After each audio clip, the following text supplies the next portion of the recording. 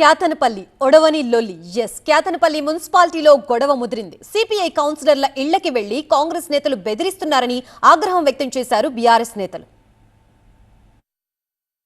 క్యాతన్పల్లి మున్సిపాలిటీలో ఓవైపు క్యాంపు రాజకీయాలు కొనసాగుతుంటే మరోవైపు కౌన్సిలర్ల ఇళ్లకు వచ్చి కొందరు బెదిరింపులకు పాల్పడుతున్నారన్న ఆరోపణలు వినిపిస్తున్నాయి.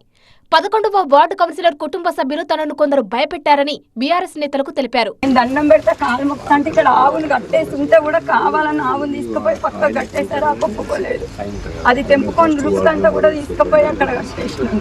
సింగరేణి అధికారులను ఇళ్లకు పంపి సిపిఐ కౌన్సిలర్ల కుటుంబ సభ్యులను బెదిరిస్తున్నారని ఆరోపించారు బీఆర్ఎస్ నేతలు. సిపిఐకి సంబంధించినటువంటి నలుగురి సభ్యులపైన మంత్రి వివేక్ వాళ్ళని ఎట్లయినా లొంగ తీసుకోవాలనే ఉద్దేశంతో బేరసారాలు ఆడి దీన్ని డిస్టర్బ్ చేయాలనే ఉద్దేశంతో రెండోసారి కూడా వాయిదా వేయించి సుమన్తో పాటు అనేక మంది నాయకులను జైల్లో పెట్టించి వీళ్ళని వశపరుచుకొని మరి ఈ యొక్క క్యాతన్పల్లి మున్సిపాలిటీని వాళ్ళు వశం చేసుకోవాలనేటువంటి ఒక దుర్మార్గమైన ప్రయత్నం ఇక్కడ జరుగుతా ఉంది. సిపిఐ కౌన్సిలర్ల కుటుంబాలకు తాము అండగా ఉంటామన్నారు బీఆర్ఎస్ నేత పుట్టా మధు.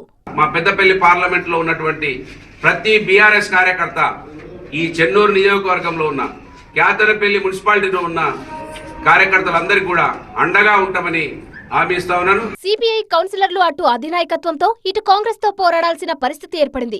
సిపిఐ రాష్ట్ర నాయకత్వం కాంగ్రెస్ కు మద్దతివ్వాలని తెలిపింది. అలా చేస్తే క్యాతన్పల్లిలో సిపిఐ పార్టీ క్రెడిబిలిటీ దెబ్బతింటుందని, ప్రజలు ఇంకే ఎన్నికలో తమను నమ్మరని ఆవేదన వ్యక్తం చేస్తున్నారు సిపిఐ కౌన్సిలర్లు. తాము బీఆర్ఎస్ కే మద్దతు తెలుపుతామని తెగేసి చెబుతున్నారు. అటు బీఆర్ఎస్ నేతలు గతంలో చేసిన ఆరోపణలు సరికావన్నారు పోలీసులు. అధికార పార్టీకి కొమ్ము కాస్తున్నారన్న ఆరోపణలు సరికావన్నారు. తాము చట్ట ప్రకారం నడుచుకుంటున్నామన్నారు. మంత్రి కాన్వాయ్పై దాడి కేసులో బాల్క సుమన్ సహా నలుగురిని రిమాండ్కు పంపామన్న పోలీసులు మిగతా వారిని త్వరలో అరెస్టు చేస్తామన్నారు. మరోవైపు క్యాతన్పల్లి మున్సిపాలిటీ చైర్మన్ ఎన్నిక ఎప్పుడన్నది సస్పెన్స్ గా మారింది.